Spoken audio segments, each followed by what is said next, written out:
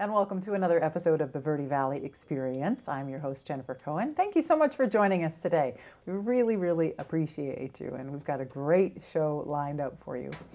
So we're going to start off our day with Heritage Park Zoological Sanctuary. Now, that is a non-for-profit wildlife sanctuary. I know you've heard of this one, dedicated to the conservation and protection of native and exotic animals. It's located in scenic Prescott, Arizona. It's absolutely gorgeous. The sanctuary provides a source of recreation, education, and entertainment for all ages. Absolutely, you want to bring the family there. With the mission of conservation through education, Heritage Park Zoological Sanctuary provides a unique and up-close experience with animals that visitors will find nowhere else, and we're not kidding. Marketing Director Alex Shop and General Curator Wayne Fisher in the studio today to talk about Heritage Park's upcoming Wet and Wild Water Day. That's going to be happening on August 20th from 9 until 5. It is a fun-filled day for kids of all ages. You'll learn all about it right here, and of course, it's a wonderful place to go do that. City of Flagstaff Recreation Services is proud to announce the 9th annual Flagstaff Children's Music and Art Fest. This is awesome. It's happening on Saturday, August 20th from 10 until 2 at the newly remodeled Bushmaster Park. It was voted 2009's most outstanding cultural event by Arizona Parks and Recreation Association. It's a family-friendly event that includes recycled art projects, an instrument petting zoo. That's a very different type of petting zoo. Create your own instrument workshop. Tons of painting and coloring and crafts throughout the afternoon, special musical performance by the Big Kahunas, and guess what? All the activities are free. That's right. That's awesome. Danny Neal, Recreation Supervisor for the Hal Jensen Recreation Center in Flagstaff, will be in the studio to give us all the information on the Children's Music and Arts Festival in just a few. Our next guest will be Mary Jo Moncheski, the 4-H Assistant Extension Agent from the University of Arizona Cooperative Extension 4-H Youth Development. Woohoo! 4-H gives the youth the extra edge for life success by offering numerous opportunities to develop leadership, responsibility, citizenship, and other skills. 4-H helps develop competent, caring, and actively engaged citizens who strengthen Arizona communities and anywhere else. Through research-based curriculum and university ties, 4-H opens a world of possibilities to youth and their parents who want to explore their interests. Largest youth organization in the U.S., and it's open for children from 5 to 19. So if you've got one of those, you want to listen to this. And they participate in all kinds of things: aerospace science, shooting sports, animal husbandry, cooking, leadership, citizenship, so much more. Mary Jo will be in the studio to tell us all about how you can get involved. Then we'll go on location to the Running W Wildlife Center and meet with Director Billy Harvey. Located in Cornville, the Running W Wildlife Center is home to various native and non-native species of animals and provides homes for dislocated native birds and small mammals while assisting misplaced, injured, and orphaned animals, all here in northern Arizona. Running W provides an environmental and educational platform for schools and small tours with the main goal of creating a living classroom that covers the environmental sciences as well as stewardship. What an amazing place this is. We got the total behind-the-scenes story. You're going to love this one. From providing training through internships to networking with other qualified recovery people in the area, Billy and the gang at Running W are having a huge impact on animal preservation. So stick around. You'll want to learn more about that. And we'll finish out our show today with a live performance from Randy J. Shams, who is a guitarist and founder of the surf punk band The Tarantulas. I love it. Originally from Orlando, Randy J. moved to Los Angeles in the late 80s. Shortly thereafter began composing music for film trailers and TV spots. And after 6 years, he moved back to Orlando and formed the surf band The Tarantulas in the late 90s. In early 2000, Randy J. located here to Arizona, and we are so happy to have him. He continues to record and perform as a solo artist and with the Tarantulas. It'll be such a pleasure to have him on the show, so make sure you stay tuned for that awesome performance. We are going to go ahead and get started with our lovely friends from the Heritage Park Zoological Sanctuary. We have Alex Shop, who is the Marketing and Events Coordinator. That's a fun job. Yeah. And Wayne Fisher, the General Curator. Oh, wow. That's who doesn't want to be one of those? Thanks for having us. Thank you for being here, fellas, and thank you for bringing your friends. Yes. I appreciate that. We must acknowledge the other creatures in the room. Certainly. Now, the Heritage Park Zoological Society is unlike anything. It's not you don't want to call it a zoo because it's so much more than that. Correct. Yeah, I mean, all of our animals are here because they have nowhere else to go. Mm-hmm. Permanent injuries, human imprinting, loss of habitat, things like that. Yeah. So all of our animals have a story. They're not bought or sold or bred. Mm-hmm. They're here. We'll take care of them because no one else will, and then we can share them with the community. Absolutely. And stuff. So. And have an amazing educational experience. Yeah. Yeah, and the habitats are amazing, Wayne, what you've created there. Yes, definitely. And you know, we've been there for nearly 27 years, and it's just amazing. I've been there since 2004 to see it grow as to what it is now. And just the flux of people over the years of getting to know what we are, what we do, has just supported us just greatly, the community and such. Right.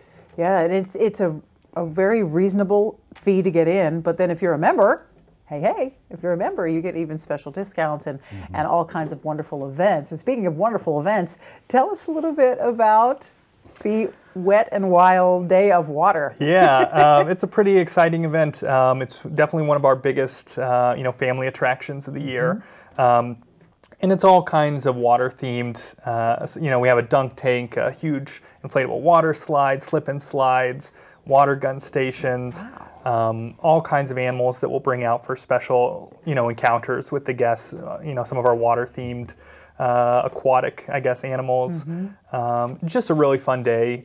End of August, school's getting back in session. So one last chance to enjoy the sun and get outside and have some fun. Yeah, that's a great idea. And it's not the first time you guys have done this, is No, yeah, we've done this a handful of years now, and just gets bigger every year. I think people have a great time when they come, and it's just a lot of fun. It's so much fun. Yeah, I mean, you've got all the wonderful animals around you and the wonderful habitat, and then of course you get to get wet, and it's August. I mean, hey, it's hot. Even in Prescott, it's still a little warm. Yeah. But I wonder what the animals think about that. I think they enjoy it as well too. This is a beautiful Brazilian rainbow boa from Central and South America. Just a gorgeous, beautiful snake and everything. Just one of our collections that unfortunately the previous owner was not able to keep it, and we took it into our collections as well. So this is one of those animals that would be carried around by volunteers, docents, to show others and everything, just what we have, and get them an opportunity to pet a snake that they normally want to go back in there. I'll hold it. That'd be very happy. I love creatures. I do, absolutely. Well, this is a very. Is it is it a he or a she? Do we know? It is a she, and actually her name is Jennifer. Wow. Well, then that's perfect. She's absolutely gorgeous, and really. Oh yes, darling. Gorgeous doesn't quite cut it. You have so many different types of animals there, and of course you have your bears, and those guys are really popular. Everybody knows your famous pair of bears. Yes, and Sash Bear is who our 22-year-old bear. And actually Moses came here just about a year or two before Sash. So Moses here, the Gila monster, is our oldest resident there. But Sash Bear, everybody wants to come and see him. Yes, of course. He was diagnosed with cancer in 2012. But when you go see him, you would never know it. The guy plays in his water, eats very well. It's just an enjoyable big bear to see. Speaking of big and bearish, this Moses is amazing. And to commemorate the Wet and Wild coming up, that's why we brought a snake and Moses here. Moses, about 23 years ago, was found in a flash flood down in Phoenix, clinging onto a stick. A gentleman picked him up, and we ended up getting him here.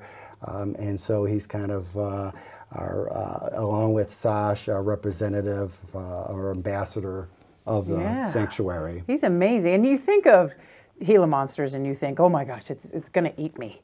You really do. You think, and of course snakes too. You think, oh wow, it's scary, and they're not. He's so cute. Yes, and they are venomous. They're one of two true venomous lizards in the world, but they're a little bit different. Actually, it's been since 1939 that anyone has actually died from a Gila monster bite, so that's comforting to know.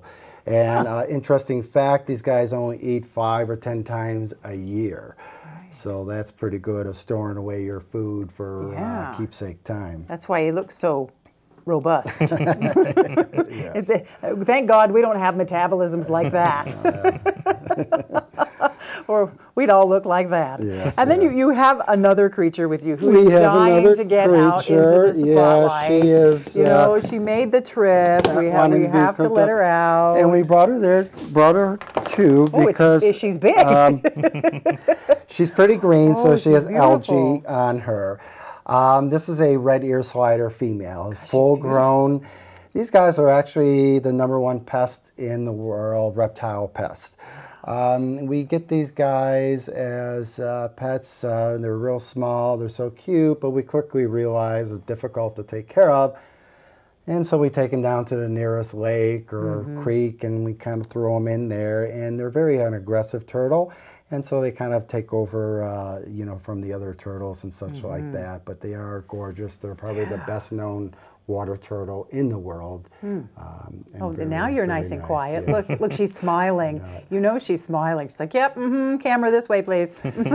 And, you know, we have 3 of these guys, and they mostly come in because someone found them walking across the road in Arizona someplace, and, you know, there's most of the time there's not a water source nearby. You guys have such a great job. You get to play with the animals. You get to plan fun things. That's just great, Alex. That you're always coming up with interesting programs to get the kids involved. I mean, that's a big part of our, you know, mission is, you know, we have these animals and we know the stories, but educating the public and letting these kids know the situations they came from, and, you know, hopefully we can, you know, avoid it in the future and maybe stop a certain situation from happening again. And so yeah, all kinds of zoo camps. And outreach events, field trips we do at the park, all kinds of things we can do just to reach the kids and let them know the stories of these animals. Absolutely. You can check out heritageparkzoo.org. If you go to heritageparkzoo.org, you're going to find, it's a beautiful website, and anything you ever wanted to know is going to be on there. Anything about all the things that are going on, if you want to get involved, you want to be a member, all the camps, if you want to hear about the animals, there's all kinds of cool information about these wonderful, beautiful creatures. Check that out. And of course, the Wet and Wild Water Day is August 20th from 9 to 5. Make sure you check that out. Alex and Wayne, thank you so much for being here. Thank you for bringing your friends. Thank you, Jennifer, for hanging out with me. It's been a pleasure. And we'll be right back, so don't go away. Sure.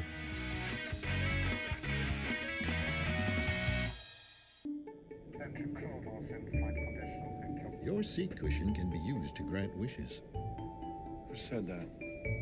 Hello? Really can, you know. You talking to me? Sure am.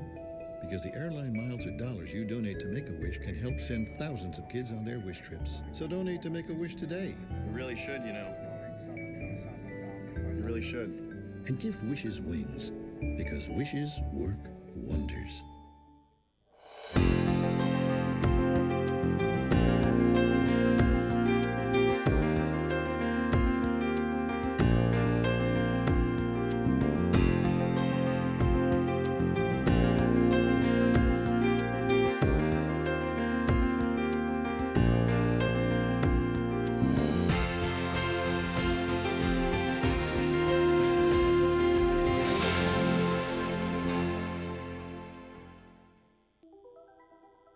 Todd's a great guy. I mean, look at him. What a sweetheart. Attaboy. Wait, Todd, what are you doing? How totally selfish and un-Todd-like of you. Come on, Todd. Come on, man.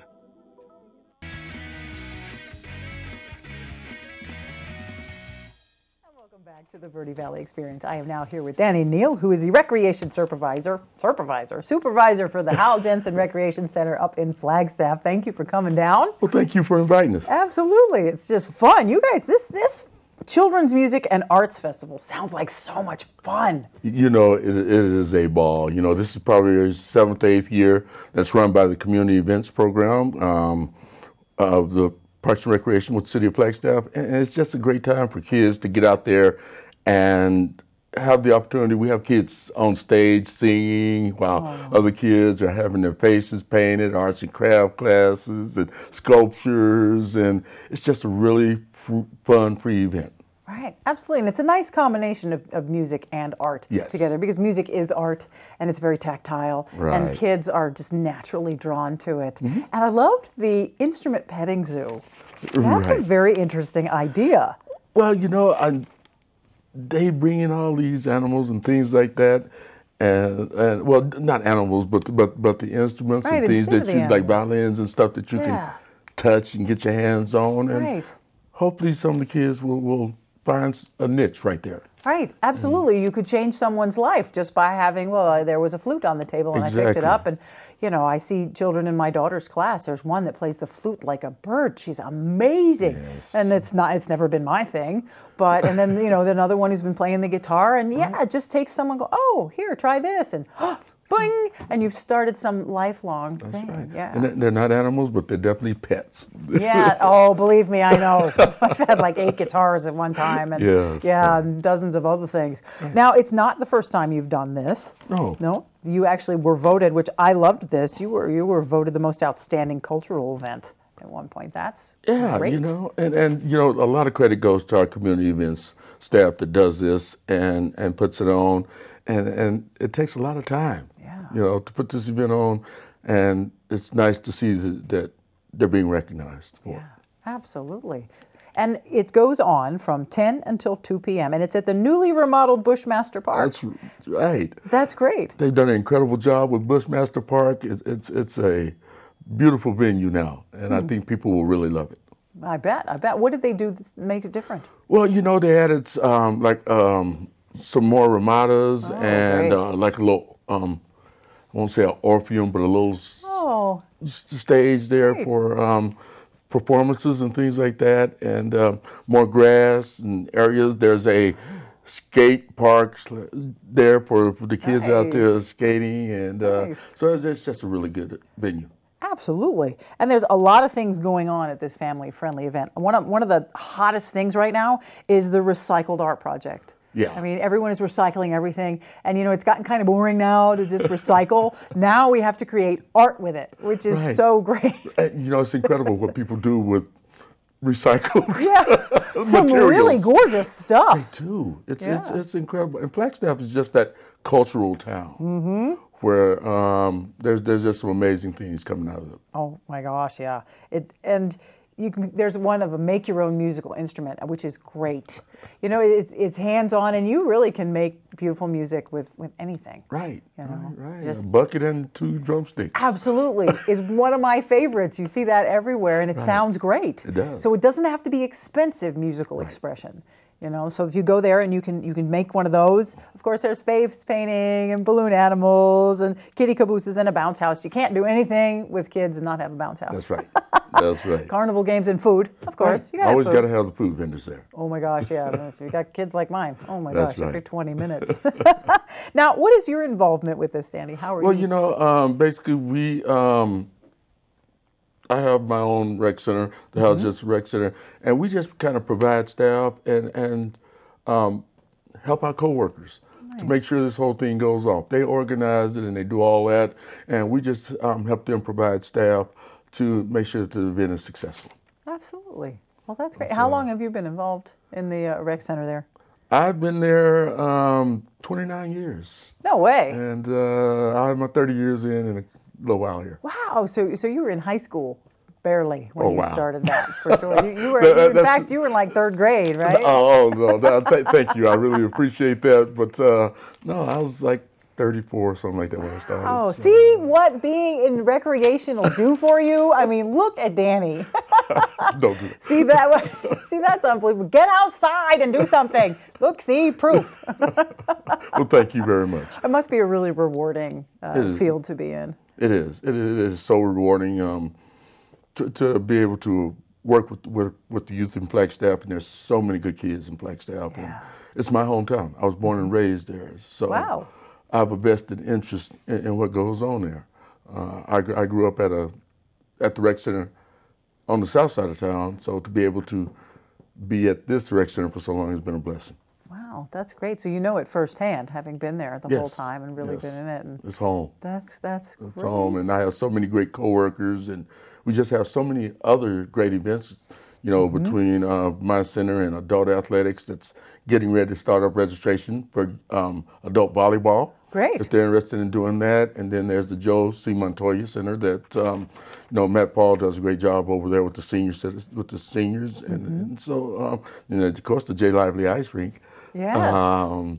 That stays busy all of the time. So, and you know, the Aquaplex is always just a beautiful venue and place for people to recreate. So we're enjoying recreation right now. I think so. I can tell by the smile on your face. That's really great. Do you have children? I do. I have 2 sons and I have 9 grandkids. Wow. And 1 on the way. So wow, congratulations. So there's a whole lot of recreating for keep you busy. For all the kids come and visit you, you got to find something to do. Right, it really is. It's you know, just a blessing to have all of them around and I bet. I don't know. I'm just so blessed. I bet. Well, good. I'm glad. That's just great. So check out the Children's Music and Arts Festival. You can check it out online if you go to flagstaff.az.gov/, and it's going to get you there. That's really all the good information that you're going to need. Of course, it's going to help you out finding out other things and other events that are going to be going on.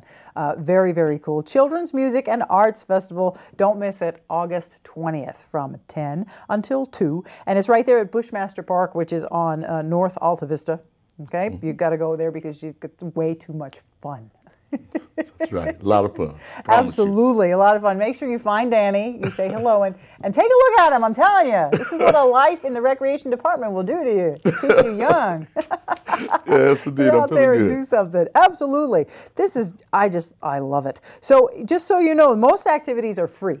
So that's really great. But a $3 wristband will be purchased, and you can get unlimited rides in the Kitty Caboose and the bounce houses. $3. I mean, that's cheap. It is. $3 for that. Usually wristbands are like $13, $14, so $3. So really, that and a little food, you know, it's an inexpensive day for the family. Way too much fun. Expose your children to music and art. I cannot stress that enough, what learning music does for the brain and what art does for the brain of our young children. And of course, fresh air.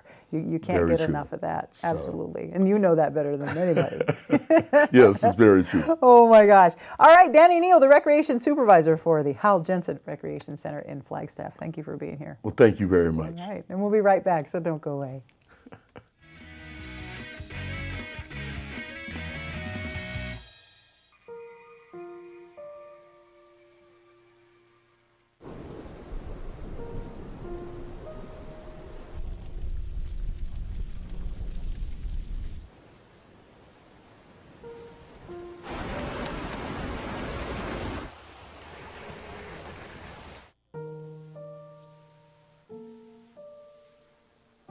Don't wait.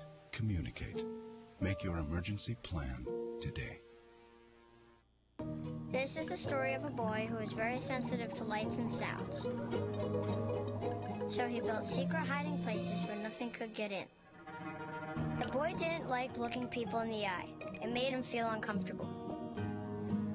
One day, he found out he had something called autism. His family got him help. And slowly, he learned how to live with it better. Early intervention can make a lifetime of difference. Learn the signs at autismspeaks.org.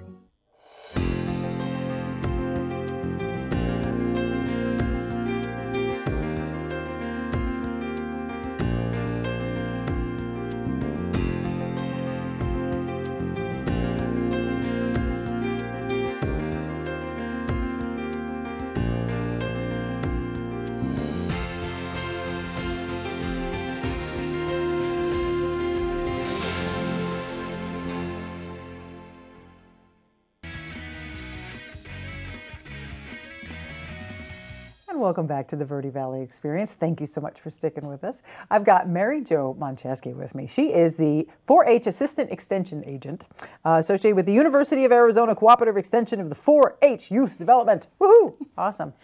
It's a mouthful, isn't it? Truly, yeah, but 4-H, what an amazing program it is. Yes. And it's just so great to have a nice local branch of it going on. What's your involvement, Mary Jo? So I work with volunteers and training the volunteers on how to work with the youth to help them develop life skills like leadership, responsibility, respect, citizenship, empathy, animal husbandry, all kinds of stuff.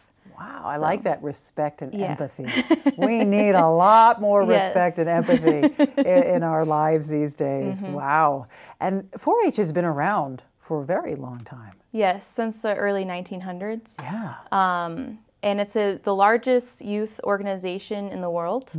I forget how many world or nationwide they're enrolled, but kids can enroll ages 5 to 19, and they get a year-long project ranging from raising animals to Lego robotics. Anything kids want to learn about and do, there's a project for it. I know, that's amazing. Yeah. There's so much, and really, because it's a complete opposite. You got animal husbandry and you got robotics. I mean, you're not really. Yeah. Were you in 4-H as a kid? I actually did not grow up in 4-H as a kid, but one of my cousins was in a neighboring county and borrowed my horse for her 4-H project. Oh, how fun. Yeah, so Nice of you. I grew up around the county fairs and learning all that stuff too. So Right, yeah, we have the Verde Valley Fair every year, and I know we see a lot of 4-H projects coming to culmination there, Yes. which are great as far as raising the animals, and it teaches you such responsibility. Right. You know, that's really great. So do you have a favorite, well, I think I can guess, but do you have a favorite area in the 4-H department? definitely is the horse project. Yeah, for sure. Now, And leadership. Right, so your cousin, was it? Yeah. What was her project as far as the horse went? So she learned how to basically train her horse, Nice. show it. She also did the dog project. So I also went to her dog shows, got to see her do obedience with her dog. So it was really cool That to is see really that. cool. Yeah. And there's lots of volunteer opportunities for the parents Yes, as well. If you've got a yes. child and you want to be involved in that child's enrichment program, they can be a volunteer. Yes, and we actually have 3 clubs in the Verde Valley. We have Verde Valley 4-H, which is here in Cottonwood, Camp Verde Cowboys, and then we have a horse project group, Verde Valley Hoofbeats. Oh, cute. Yeah. That's great. And they're actually looking for volunteers in gardening, meteorology, but they take anyone that has the expertise that's willing to teach kids and pass on those skills to youth so they don't die away. Right. We welcome all kinds of volunteers. Well, that's interesting. So Yeah. that's what a volunteer would be doing. You would be sharing your knowledge in a particular field, be it gardening, meteorology, or whatnot, and so you can pass that on. It's really rewarding to teach young people something. Yes. You know, especially if they really want to learn. You know, Right. and they're hungry about it. Right. And there's so many skills that nowadays they're not getting taught in schools. There's less and less hands-on learning that's happening, and so we're getting a lot of people signing their kids up for 4-H because it's an after-school program and they get to do a lot of hands-on interactions, and they get an adult mentor at the same time. Right. So, Which is, again, very important, and we Right. don't have that very much. Now, your website is amazing, extension.arizona.edu/4H/Yavapai. You get there, and it's got a list of everything you need to know, information about the 4-H clubs. And it's a lot of information on there. Member resources, if you're a member of 4-H. And then also, my kid's in 4-H, now what? I like that section. It's a parent resource. I love that. That's really cool. And that pretty much tells parents everything they need to know about 4-H in Yavapai County, how they can sign their kids up, what it costs to sign their kids up, and how it all works, because there is a lot of terminology that people have to learn. Yeah, I bet. Yeah. And it's a nice thing that it is worldwide. You know, there's so much going on, but it's also very small community based. Oh, yes, yeah. You know, it's a very tight knit little thing. Yes. And it spreads out over our community and enriches the lives of everybody here. You know, I see that in the fair. It reaches out to everybody. Right. Although, you know, my daughter's not involved in it, but we go to the fair and we see it, and she's like, that's really cool. I didn't know you could do that. Right. So yeah, continuing, you know, the knowledge from the early 1900s. It's amazing. It's an antique organization. Yeah. There's not a lot of those. Yeah, and actually in Arizona, the first official 4-H clubs were in 1902.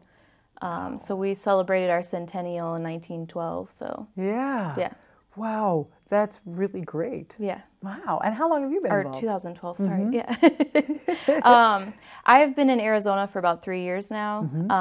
But while I was in graduate school, I worked 2 years at the state office in Missouri for 4-H. Right. So So you came with a lot of background in the area. yeah. That's really. Are you enjoying being here? Oh yeah, I like it a lot. Oh, good. I've What met do a you lot of do on a daily basis, being the assistant extension agent? Well, we're actually considered faculty at University of Arizona, so we also have to do scholarly publications and works like that. So I also do a lot of collaborations with other 4-H agents in other counties. We do 4-H camps, so I'll plan 4-H camps during the summer.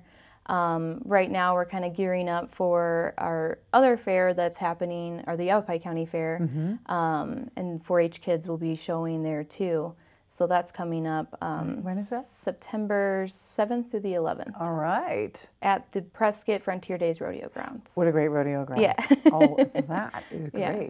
Do you get to go to those events and be hands-on there, or are you stuck in the office? No. I'm good. down there the whole time, helping the kids, taking pictures, helping the volunteers set up, and all of that stuff. Fun. Well, good. I'm glad that you're not stuck in the office. I know, me too. Yeah, it's a wide variety. Some days you're not in the office, some days you're in the office. So That's great. Yeah. What would you suggest to someone who's considering getting their kid involved in 4-H? Is there something you can say that might really hook I them would in? say that, it's a great opportunity, not only for kids to get that sort of tight-knit community and family. They get to meet new friends. They get to learn things that they probably wouldn't get to learn on an everyday basis, whether it's raising an animal or learning how to grow something. I think there's a lot that kids can learn from 4-H. Yeah, definitely. Yeah. Definitely. Thank you, You're Mary welcome. Jo. I appreciate you being here. Appreciate what you're doing and what Thank you. 4-H is doing for the kids. And we need more of that. So get your kid involved in 4-H or yourself. Maybe you don't have kids, but you've got expertise somewhere. Definitely check them out. extension.arizona.edu/4H/Yavapai. If you want to keep it local, go there. See what you can do. It's wonderful to share information with the young folks. So, if you don't have a kid, you can always help out somewhere. Thank you very much for being here, Mary Jo. We appreciate you. We'll be right back.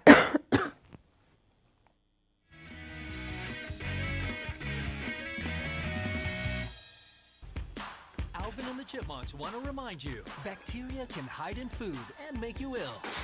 Wow. But you can keep bacteria from ruining your day with 4 simple steps. Clean. I'm waiting for the rinse cycle. Separate. Cook. And chill. We chipmunks are notoriously tight. Check your steps. The road trip to food safety starts at foodsafety.gov.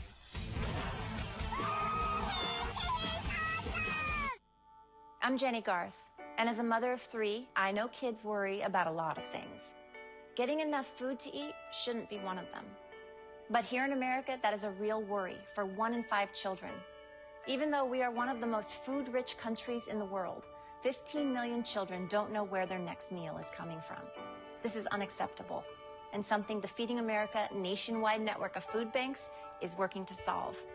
Instead of accepting that our country lets billions of pounds of surplus food go to waste every year, Feeding America has made it their mission to help families in need by rescuing this food. Through food pantries and meal programs, the nationwide network of food banks provides more than 3 billion meals, serving virtually every community in the United States, including yours.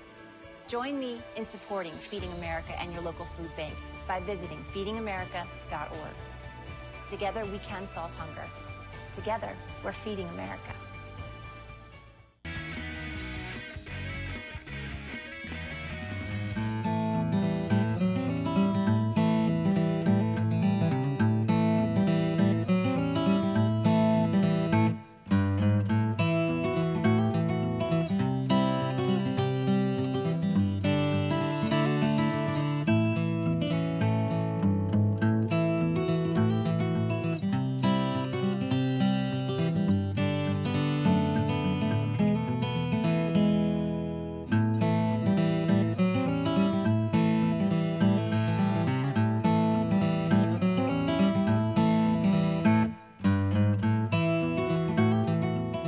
Welcome back to the Verde Valley Experience. I am now sitting here with Billy Harvey, who is the director of the Runnin' W Wildlife Center out here in Cornville. This is a magnificent facility that you've created. Thank you.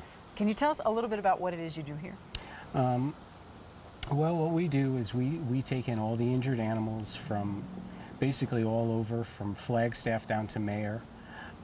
We do our best to rehab them and get them back out into the wild. Those which we can't get back out into the wild, we provide permanent homes for. And if we can't provide them with a permanent home, we try to find a place where they can have a forever home. For sure, for sure. And you see all kinds of different injuries in your animals. I mean, specifically just in the raptors, you're finding birds that have fallen out of the nests and hit by cars, and then that's a lot of work to put them back together.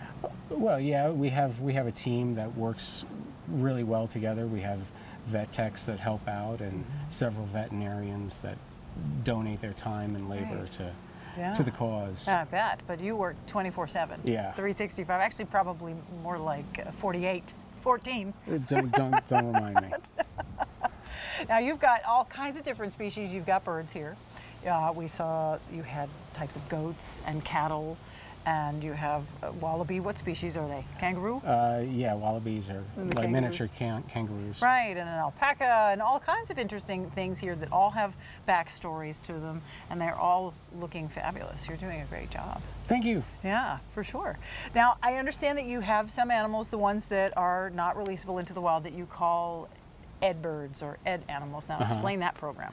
Well, what happens is if the animal is non-releasable, then we have to go to the federal government and explain that it's with a doctor's note, of course, and show that the animal is non-releasable, in which case we have to build a facility that's adequate and that's up to their regulations and specs, and then we're able to place the animal in it and use it for outreach programs, whether we go to schools or if it's just here as a permanent display animal. Some animals we just can't bring to schools, like a coyote or a raccoon. Right, though the kids would love it. I know they would absolutely love it. Now, the difference between you and another wildlife facility, the difference with the Run and W Wildlife Center is you're not a zoo, you're not an attraction, but you do education and you do have internships.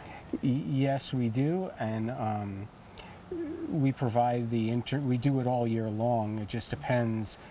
Our busiest season is from May all the way through August, which is our baby season and our grow-off season and our re-release season. Our fall season really is getting our permits together, writing for our grants, because we're a nonprofit organization, and we get all of our funding through individuals donating and through the grant process. So there's always something going on, and it's amazing that you get all your funding through grants and donations. That's impressive. I mean, and if you are interested, perhaps donating to the Run and W Wildlife Center, check out Run and W. Now, there's no G, so it's just runandw.com. Great website, lots of information, pictures of the animals that are here, ways that you can donate, ways that you can volunteer if you want to get involved in an internship, you want more information about that, general background history, all good stuff there at runandw.com. Now, the internships are really cool. The education programs that you run here with the schools and with the kids and all kinds of stuff. You are so busy. I know. He's sitting down. This is probably something you never do. Not really, no. Sit down. I know. And just think of the grocery list. I mean, you've got mice and rats. All the good stuff. All the ones you go to Safeway. Helps you grow. Yeah, just making breakfast for the raptors has to be a lot of fun. Yeah. Every day, for sure. Well, all of them, they all have different diets. So. Right, yeah, just your full-time cook and bottle washer. Yeah. That's something. Now, you're going to be doing some releases here soon. Who's coming up for release? We've got some Cooper's hawks. We've got about 6 of them, 2, what do you call them, night herons, a black hawk. Further down the road, we'll have a great horned, a Swainson's, a red tail, and who knows what else. Oh, and we'll have a screech owl too, but he's still kind of recovering. That's great. And all of them came in injured in some way. Someone contacted Game and Fish, and then they contacted you, and you'd get in there and pick them up and bring them back here. It's nice how closely you work with Game and Fish. Well, we work with Game and Fish and the Forest Service and individuals. If they find something on their property and it's injured or there's a baby, we'll do what we can to help them. We don't necessarily go out to the property because, again, I'm stuck here 24/7. So we have other individuals that do drive and help us out with that particular part of the business. What would you suggest for someone who stumbles across an injured wild animal? There's got to be some like 3 basic rules. Well, one basic rule is if it's a mammal, always be cautious, because there are such things as zoonotic diseases, which can transfer from the animal to humans relatively easy, like rabies or bubonic plague, or things of that nature. People sometimes just don't realize it. They don't, or they're just not aware that, you know, you can get bubonic plague just from a flea jumping from the animal onto you, or something of that nature. The hawks and the owls, people I think are, when they usually find the babies, they're a little bit more apprehensive with them. But they're highly regulated by the federal government, and never take those in and thinking that you're going to have it as a pet or become a master falconer, because it's probably not going to happen. That's really hard, by the way. Master falconer is really, really hard. So first of all, be cautious. Wild animals carry interesting things that we don't want to pick up, of course, and of course you don't want to be bitten or anything like that. And then, you know what? It may not be legal to even have it. So you want to go ahead and call Game and Fish, or call Wildlife Control or Animal Control, or somebody will get you into where you need to be. And if they need to come to the Run and W, they'll have a wonderful life. I can guarantee you that.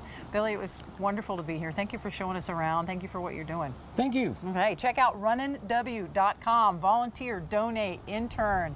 Get your kids educated about wildlife and rehabilitation. runandw.com. And we'll be right back, so don't go.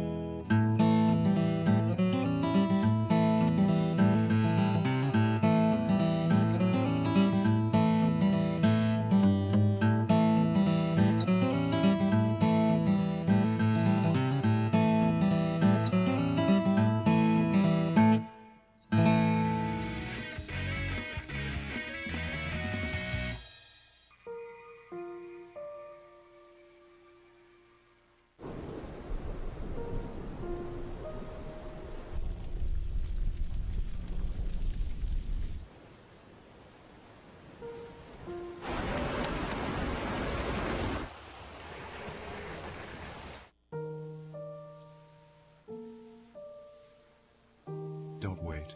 Communicate. Make your emergency plan today. This is the story of a boy who is very sensitive to lights and sounds. So he built secret hiding places where nothing could get in. The boy didn't like looking people in the eye. It made him feel uncomfortable. One day, he found out he had something called autism. His family got him help.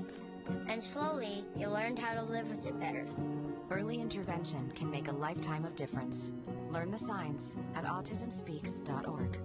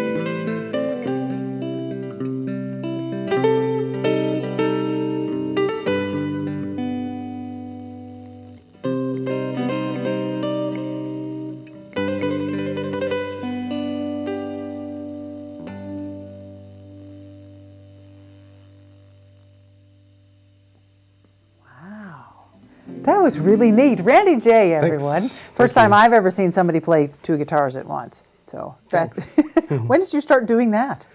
Back in the 1980s. Wow. I started messing around with the tapping style and just kind of developed into the 2 guitar thing. At first I was playing that style on 1 guitar. And I still do that as well, but it kind of frees me up to have both guitars sometimes. Right. And to be able to play over the areas where I'm playing the bass notes on the other guitar. Right, and it creates such a full sound, which is great. It's just you, but you sound like... Yeah, I'm really into sound, that's the whole thing. I've always loved music, but just to get the different sounds and it creates different feelings. And Right. So as far as your genre goes, do you still think you fall into the surf rock category? I know you've got several other projects out there. Yeah, well, I still have the Tarantulas, which is my band, and we do a lot of surf, a lot of rockabilly and stuff like that. Great stuff. Check it out online. But and sometimes I play surf on the 2 guitar with a 2 guitar technique. It just depends. But I've always been doing this style too. So I also play a lot of reggae music and stuff like that. So there's so many styles that I love playing. Right. Yeah, they all kind of go hand in hand there too. There's an undertone to reggae and surf rock and surf punk, and even you get into a little R&B, and then there's all kinds of stuff going on that's all underneath of all that music. So yeah, totally. Yeah, but it's nice to have that slightly different sound. You don't find people who have that undertone of surf in their music out here in Arizona. Which is fun. Yeah, it's kind of the roots. I mean, the roots that I grew up with were old blues guys, like Howlin' Wolf and Muddy Waters and those guys. And then I got into surf music when I was in my early 20s, and that was kind of the roots of all the rockabilly and punk and that kind of stuff. And just kind of stayed with me over the years. Right. Well, you're quite an accomplished musician. You're on 4 different CDs out there. Thanks. You've got 4 different releases. 2 Clint Eastwood movie trailers. Okay, that's really neat. When you were out in LA for a little while, you were doing movie music. Yeah, I did the first trailer I did that was actually used was for The Unforgiven back in the early 90s. Great movie, yeah. And if you have the DVD with the bonus features, it shows the trailer, and it'll still have the music that I did on there. That's exciting. I mean, not just any movie, but Clint Eastwood's movie. Yeah, I know. I wish I got to meet him, though. I never got to meet him. That's too bad. And not just 1, but 2 Clint Eastwood movies. Yeah, I did the trailer for The Perfect World, and after that I went on to do a bunch of other film trailer music for a long time, and haven't been into it that much lately, but I still do sometimes. What are you doing now? Now that you've been in Sedona forever now, over 16 years now, which is really great. Have you noticed that you've changed a little bit? Have you mellowed? Have you brought in some sort of other tone? Well, in the last 10, 15 years, I've learned flamenco guitar. I'm not that well versed in flamenco. I play a few different styles of flamenco, and it's probably the hardest style that I've ever learned how to play. Yeah. So I do a lot of flamenco guitar as well, and I just do a lot of recording and play a lot of shows. Now, where can we see you? Where do you play? Well, tomorrow night I'll be at Red's. All right. That's Saturday night. Saturday, August 6th. August 6th. And then a week from tonight, which will be Friday, August 12th, I'll be at Vino di Sedona. Very nice. And I'll be at Mooney's Irish Pub on the 20th. Yeah. So just playing shows and having fun. You're getting around. That's good. Trying. That's good. And you've got a great Facebook page. You can check out Randy J at Facebook, and you'll find him there. Really nice pictures, by the way. Thanks. I love the pictures in front of the old car in the gas station outside of Bing. Oh, yeah, Mark took those. Really He's a great photographer. He's incredible. Yep, and some great black and whites of you. And, of course, there's wonderful YouTube videos of you. You got to check out the Couch Music series. That's really great stuff. Thanks. I need to continue with that, too. Yeah. I just haven't been staying up that late. Right. Is that what it is? I usually do those at like 2 o'clock in the morning, sitting on the couch. That's why you look so relaxed. Yeah, exactly. So I need to continue with those. But that was it's really different what you do there. You're using a different kind of guitar. That's a baritone guitar, yeah. And again, the sound is amazingly full. I mean, he's sitting on a couch, and you think, oh, this is gonna, but it's like, wow, this is some high quality stuff. How you've managed to get that from your couch. Thanks a lot. That's impressive.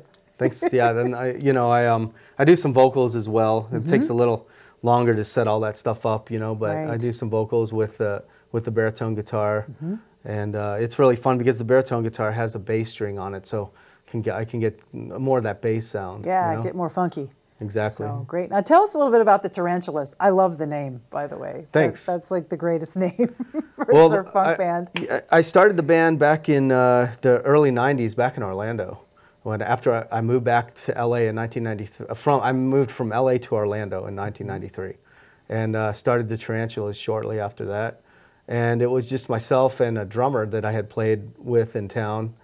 And we got a bass player, and we just started playing straight ahead surf music, no vocals or anything. And then over time, it kind of developed to include rockabilly and some old vocal music and some punk stuff, and you know, so we kind of switch it up a lot. Oh, nice. Are you guys still playing together? Yeah, we still play together. That's amazing. We do some shows out here, and then I have some guys that I play with still back in Florida when I go back there. Nice. So you keep very busy. You're always playing music. Trying to keep busy, yep. That is great. I know it's with the musical lifestyle. It's always moving from one place to another and keeping going. Yep. Now, when you're playing out, say at Red's or at Vino or at Mooney's, what is your setup? Is it this setup? Yeah, at Red's it's this setup, and then I also have my classical guitar for some flamenco music. Right. When I play at Vino, I do have the baritone guitar there. So I do a lot of the stuff that you'll see like on the couch music videos and stuff like that. And then I have my old Fender Mustang surf guitar too when I play at Vino. So I'll be doing a lot of surf music over there. Great. I love surf music, and it's not something that you hear much. No, not too much. And it's great. It had its wonderful beginning in the 60s, you know, with Dick Dale and the Deltones, and of course his one song, Mr. Lou. You know, everybody knows that that punk rock opening, you know, and it's been used in movies and all kinds of stuff. It's really got this wonderful happy feeling to it. Yeah, it's great. Yeah, so to hear that in your music, like, oh, makes you want to dance and snap your fingers, and then you smell the beach. It's just good music that feels good, which is nice that you can still carry that around with you. Thanks. Nobody else does that anymore. Yeah, it's not that common, you know, but I love it. You know, I don't know why it just has that sound when you get that reverb and you get that old tube sound. It just reminds you of surfing and the beach and stuff like that. I don't know how that works, but somehow it does. But it does work. You know? Yeah, it really does. You hear the waves and you feel it in the sun, and you're just happy. Yep. Makes you happy and relaxed. Kind of like reggae music. You know, it's the same thing. You can't listen to reggae and be in a bad mood. No, it's impossible. Same thing with surf rock. You can't be in a bad mood. You know, and then surf rock turned into hot rod rock. You know, everybody started talking about cars and girls, and that was great. Another huge area in music history. So it's very cool to be so far back in the roots of so many different things that morphed from there. Yeah, and then, it's fun. of course, surf punk has got to be fun. You and the Tarantulas must have a blast. Yeah, we do. It's fun. Yeah, I love it. Yeah, so check out Randy J on Facebook. Very, very, very cool. You can go. And, of course, randyjmusic.com, right? Did I get that right this time? randyj.com. randyj.com. I want to throw music in there. And it's easier to remember. I know. The song that you played before was an original. And I don't know how. I want to worship at the feet of anyone who can write music. So I just think that's amazing. Thanks. And then you're going to play another original song for us as well. Yeah.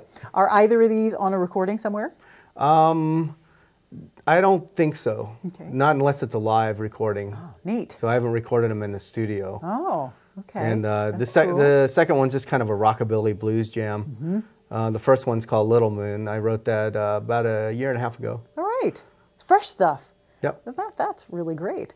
Now, if we wanted to pick up one of your CDs that's been released, where can we find them? The easiest place is to go on Amazon.com for the Tarantulas stuff. We're also on Pandora, and my solo stuff is on Reverb Nation. Yes, another great site. Love Reverb Nation. Yeah. That works great, and I'm a huge Pandora fan, so I totally, I'll look you up Yeah, as soon as we're I on get there. home. The Tarantulas Radio. Really? Oh my gosh, I can't wait to get home. But they play a lot of other stuff too. So. Wow. Yeah. You know, it's wonderful to be able to play so many different things, really. And now jumping into flamenco, I mean, that is an incredibly brave step because it's very different. Yeah, from it's crazy. rockabilly. It's extremely difficult. Yeah, extremely. and you've got to have, it's got to come from your soul when it's flamenco. Yeah, and I don't consider myself a flamenco guitarist, but I have learned a few styles and I'm enjoying it a lot. That's great. Well, I don't see very long fingernails on you, so I know that it's not your first style. I have to have short fingernails to play this style. That, so right. I have to, you know, it's a give and take kind of thing. Yeah, those Lee press-on nails, you know, so that you can play flamenco. Exactly. That'd be nice. Yeah, it'd be kind of weird though. I think he could fly across at the audience or something. I He's know, never right? stay on. Yeah, they don't. Well, it'd be very interesting to see you out and about and playing flamenco. I would love that. It's a beautiful genre of music, and of course it's so old and soulful, and it's so wonderful that you can branch out like that. Thanks. So very cool. I look forward to seeing you out Thank you. and playing. Now check out Randy J on Facebook. Good stuff, lots of pictures. You can find all the different videos. Of course, you can get a link to the couch music series that I mentioned that is really, really cool. Check him out at Red's, at Vino, at Mooney's. Facebook, of course, you do keep up with your schedule on Facebook, don't you? Pretty much. Pretty much. Pretty much. Musicians, man. I know. And so now you're going to do a bit of a rockabilly for us, right? A little bit of rockabilly jam Okay. thing. Does this have a name? Not yet. Not yet. Okay. And you heard it here on the Verde Valley Experience. This is so cool. Thank you very much for being here. Thanks. I Thanks really for having me. appreciate it. It's great fun. Thank you all very much for watching the Verde Valley Experience. As always, we very much appreciate you. You can check us out on verdevalleytv.com. You can go to our Facebook page, the Verde Valley Experience Facebook page. Of course, I put pictures of Randy on there and a Thank link you. and all kinds of stuff like that, so you can check that out. And, thank you so much, and we'll see you next time. All right. Thanks.